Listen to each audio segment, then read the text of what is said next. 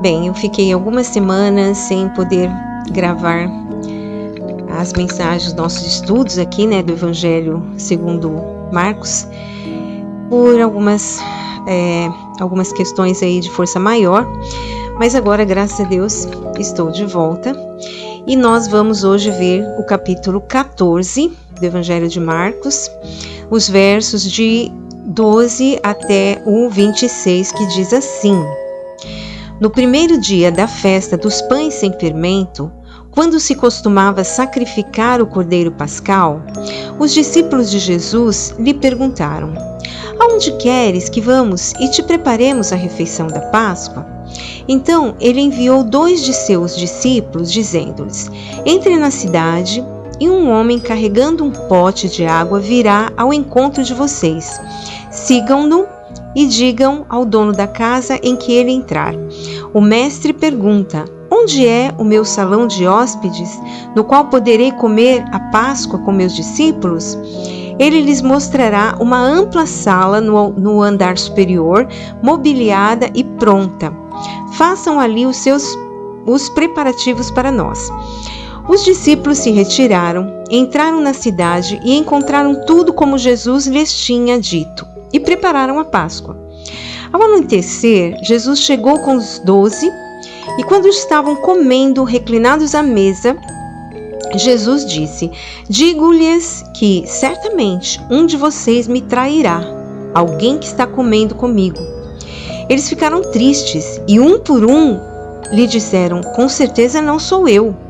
Afirmou Jesus: É um dos 12, alguém que come comigo do mesmo prato. O Filho do Homem vai, como está escrito a seu respeito, mas ai daquele que trai o Filho do Homem. Melhor lhe seria não haver nascido. Enquanto comiam, Jesus tomou o pão, deu graças, partiu-o e o deu aos discípulos, dizendo: Tomem, isto é o meu corpo. Em seguida tomou o cálice, deu graças, oferecendo-o aos discípulos, e todos beberam. E lhes disse: Isso é o meu sangue da aliança, que é derramado em favor de muitos. Eu lhes afirmo que não beberei outra vez do fruto da videira, até aquele dia em que beberei o vinho novo no reino de Deus. Depois de terem cantado um hino, saíram para o Monte das Oliveiras. Bem, o texto diz que chegou finalmente o dia da festa dos pães sem fermento, a Páscoa. Nesse dia, era costume dos judeus sacrificar um cordeiro imaculado, que era denominado de cordeiro pascal. O que significava isso, esse ato, Bem, quando os israelitas eram escravos no Egito, Deus os libertou da escravidão através de Moisés, a quem o Senhor havia escolhido e designado para liderar aquela missão. Mesmo com as resistências do faraó, a libertação ocorreu pelo poder da mão do Senhor, que enviava uma praga a cada negação do faraó em libertar o povo. A 10ª praga foi a última e a que realmente levou à libertação do povo. Foi a morte dos primogênitos. Naquela ocasião, o Senhor ordenou a Moisés que todas as famílias israelitas sacrificassem um cordeiro, cujo sangue deveria ser passado nos umbrais das portas de suas casas. E à noite todos deveriam estar em suas casas para comer a refeição especial. O anjo da morte foi enviado para matar os primogênitos de todas as famílias. No entanto, aquelas que estavam com o sangue do cordeiro nos umbrais de suas portas seriam poupadas dessa morte. E naquela noite, todos os primogênitos egípcios foram mortos, inclusive o filho de Faraó. E assim, Faraó deixou o povo de Israel partir. Desde então, foi instituída entre os israelitas a festa da Páscoa, que significa passagem, ou seja, eles foram libertos da morte na medida em que o anjo da morte constatava o sangue aspergido nos umbrais e passava direto, deixando os primogênitos daquela casa salvos da morte. Durante a festa, eles participavam em família de uma refeição especial, que simbolizava aquela libertação maravilhosa, composta pela carne do cordeiro pascal, pães sem fermento e ervas amargas. Há um paralelo profundo nesse fato histórico, pois aquele cordeiro representava o Cordeiro de Deus que tira o pecado do mundo. O Cordeiro de Deus, seu próprio Filho, que derramou seu sangue na cruz do Calvário. Todo aquele que nele crê e o obedece fica livre da morte eterna, pois simbolicamente é lavado dos seus pecados pelo perdão e remido pelo seu sangue, derramado devido ao seu sacrifício voluntário. Ele morreu para que pudéssemos ter a única possibilidade de vivermos eternamente, por meio da reconciliação com Deus, comprada por Jesus com o preço do seu próprio sangue. Bem, voltando ao episódio narrado aqui por Marcos, Jesus e seus apóstolos também iriam celebrar a Páscoa naquele dia, como era de costume de todo o povo. Eles estavam em Jerusalém e nenhum deles morava lá, portanto, eles perguntaram a Jesus: onde o Senhor deseja que preparemos e celebremos a refeição da Páscoa? Mais uma vez, semelhante àquele episódio da entrada de Jesus em Jerusalém, lembra? Quando um jumentinho já estava à sua disposição, aqui também o local já estava à sua disposição. Não sabemos como, mas tudo já estava programado. Jesus mandou que 2 dos seus discípulos entrassem na cidade e observassem ali um homem carregando um pote de água que viria na direção deles. E aí eles deveriam seguir, aquele homem até a casa para onde ele estava indo. Chegando lá, eles teriam que chamar o dono da casa e dizer que o mestre quer saber onde é o salão de hóspedes para que ele possa celebrar a Páscoa com seus apóstolos.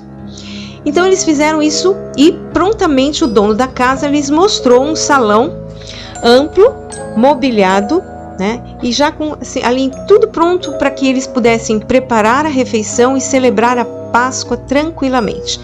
E foi assim que aconteceu.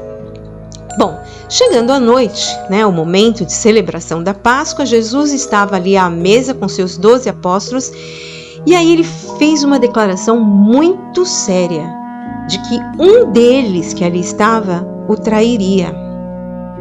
Eu posso imaginar o espanto daqueles homens ao ouvirem tal declaração.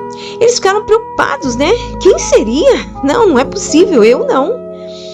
Cada um, sabia das suas limitações, já haviam sido corrigidos por Jesus diversas vezes quando faziam algo que pensavam que estava certo, mas não estava, E eu acredito que eles também nem desconfiavam, não tinham desconfiança absoluta nenhuma naquela ocasião de que o traidor seria Judas. Bom, Judas ele era o tesoureiro do grupo, era um homem inteligente, contido, que sabia se comunicar bem, era ponderado. E acredito que poucas vezes ele foi repreendido, por Jesus, por alguma fala, enfim. Bom, e aí eles ficaram ali, olhando uns para os outros, quem será, e eles não estavam entendendo. Mas aí Jesus disse o seguinte, que seria quem estivesse comendo do mesmo prato, com ele. Ora, havia um prato com todos os pães, então todos pegavam do mesmo prato. Mas olha só, João, que naquele momento também estava ali, na mesma condição de espanto dos demais, muitos anos depois ele escreveu também sobre a vida de Jesus e lá ele narra esse episódio, E aí lá ele conta que naquele momento em que Jesus dizia que quem estivesse comendo do mesmo prato o trairia, que estivesse colocando a mão, no prato, aí ele revelou que quem era exatamente, lembrou disso, quem estava exatamente naquele momento pegando o pão do prato junto com Jesus era Judas, Ele que colocava a mão no prato naquele exato momento, mas nenhum deles tinha percebido esse detalhe naquele dia. Aí Jesus falou o seguinte, para Judas ainda, conforme João narra: o que você tem que fazer, faze-o depressa. E aí nesse instante, João conta que Judas pegou o pão, comeu e logo após ter comido, Satanás entrou nele. E aí ele saiu da sala rapidamente. O que ele foi fazer? Foi lá entregar Jesus às autoridades judaicas. No entanto, os discípulos não sabiam de nada disso e não estavam entendendo. Eles pensaram assim, ele deve ter saído para comprar alguma coisa que faltou, porque ele é o tesoureiro do grupo, né? Isso você pode conferir lá em João, capítulo 13, nos versos de 26 a 30. Bem, aí já na ausência, né, com a ausência de Judas, Jesus explica que de fato é necessário que ele vá, ou seja preso e condenado à morte. Porém, ai daquele que trair o Filho do Homem. Melhor seria que essa pessoa não tivesse nem nascido. Olha que coisa forte. E daí é possível que perguntemos o seguinte, mas se ele tinha realmente que morrer, a traição seria um ato legítimo, né, para que ele fosse entregue nas mãos dos seus algozes, né, aqueles que condenavam ele. Jesus, será que ele estaria sendo injusto com Judas? Absolutamente. Aquele homem, Judas, ele andou com Jesus lado a lado. Foi uma figura importante no ministério, né? Ele que cuidava das finanças, né? Ele era o contador do grupo, que recolhia as ofertas e controlava, né, todas as finanças para que Jesus com seus discípulos pudesse fazer as viagens aos povoados, né, onde lá ele realizava sinais, maravilhas, anunciava o reino de Deus, abençoava tantas vidas. E ele, Judas, ele também foi um dos que foi enviado naquela missão especial, né, para pregar, curar os enfermos, né, os 12 foram, e ele também, expulsar demônios, e ele fez tudo isso, né, juntamente com os outros 11 discípulos. E ele ouviu as explicações das parábolas que Jesus contava acerca da vinda do reino de Deus, né, então ele estava ali, ele sabia, ouviu tudo que Jesus ensinou. Como que ele poderia ser um traidor? Mas aí João fala um detalhe aqui muito importante. Ele fala que Satanás entrou em Judas. Se Satanás entrou em Judas, é porque achou uma porta aberta, né? Isso nos leva a inferir o quê? Que as intenções de Judas não eram as mesmas dos demais discípulos, né? O que passava em seu coração estava em desacordo com a vontade de Deus e com a missão de Jesus. Judas tinha seu coração neste mundo. Tudo que ouvia de Jesus o remetia a coisas terrenas e não celestiais. Lembramos que Jesus, quando ele iniciou seu ministério, né, ao ser batizado, foi enviado ao deserto e ali ele foi tentado por Satanás. E as tentações eram todas relacionadas à grandeza deste mundo, das coisas terrenas, caídas. E Jesus venceu a todas elas. A Bíblia nos diz que o mundo jaz no maligno, ou seja, este mundo já está caído, morto e jaz no maligno. Quem deseja as coisas deste mundo e as coloca em primeiro lugar, não é digno do reino de Deus. Nossa vida terrena tem uma razão de ser, que é conhecer o caminho, a verdade e a vida, que é Jesus, seguir os seus ensinamentos, testemunhar dele onde estivermos, e assim herdar a vida eterna.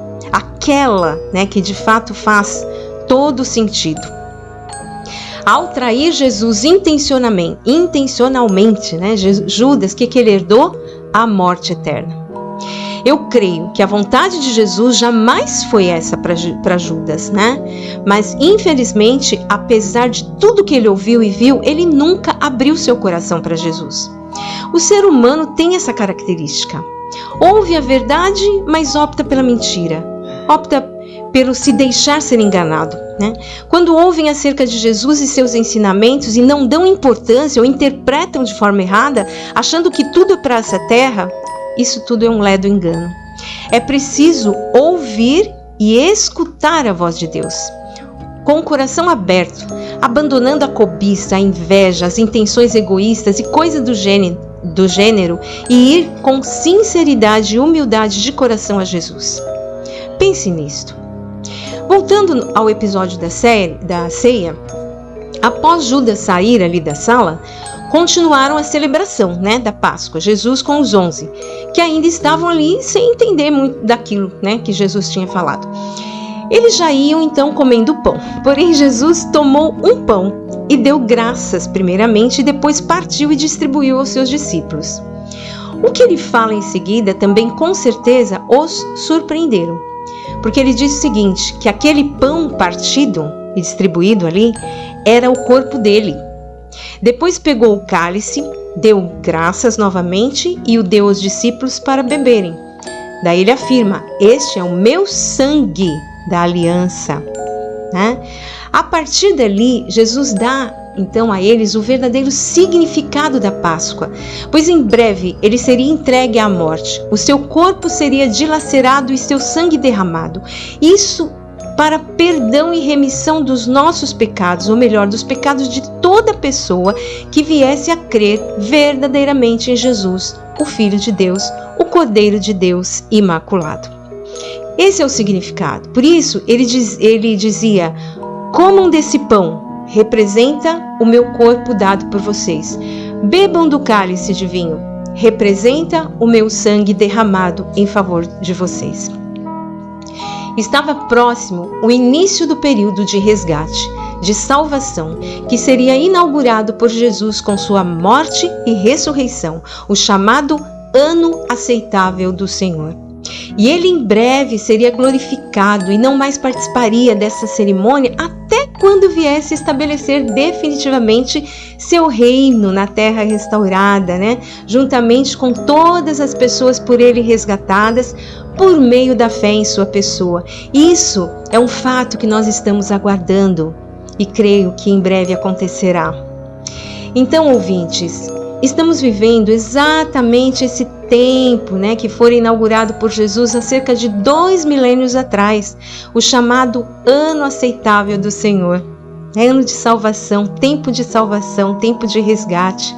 Apesar das aflições que presenciamos nesse mundo, e sofremos muitas vezes com elas, Jesus está de braços abertos para receber a todos e todas que o aceitam como Salvador e Senhor único de suas vidas. Ele prometeu e cumpre sua promessa de estar conosco todos os dias até a consumação dos séculos. Não sabemos quando essa consumação acontecerá, nem tampouco quanto é o nosso, quanto que é o nosso tempo, o tempo de cada um de nós nessa terra, nesse corpo mortal.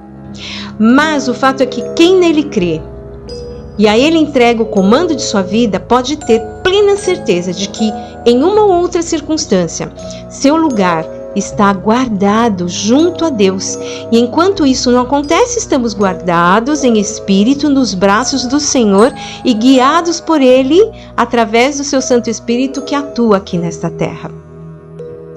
A vida de cada um de nós não nos pertence. O tempo de cada um de nós está determinado pelo nosso Criador. Recentemente, testemunhamos através da imprensa um acidente aéreo que levou a vida de 62 pessoas. Como diz a palavra, os corpos dessas pessoas pereceram, porém o espírito de cada uma delas, que de fato é a essência de suas vidas, está nas mãos de Deus, que dará o destino de acordo com suas escolhas aqui na terra. Soubemos ainda de algumas pessoas que por alguma circunstância não embarcaram naquele voo, mesmo tendo suas passagens compradas. Seria coincidência ou realmente o tempo dessas pessoas ainda não acabou aqui na terra? Fica a pergunta. Fato é que esse é o tempo aceitável de Deus. Enquanto vivemos em corpo terreno, ouçamos a voz de Deus, conheçamos seu Filho. Somente Ele padeceu para que possamos ser justificados e reconciliados com Deus, para habitar com Ele eternamente. Reflita e não perca a oportunidade que tem sido colocada diante de você nesse tempo aceitável do Senhor. Depois da morte terrena, a chance acaba. Portanto, entregue sua vida a Jesus e tenha a verdadeira vida nele. Que assim seja para você, ouvinte. Se você ainda não o aceitou, faça isso, Não deixe passar nem um minuto. E que Deus abençoe grandemente a sua vida. Até a próxima.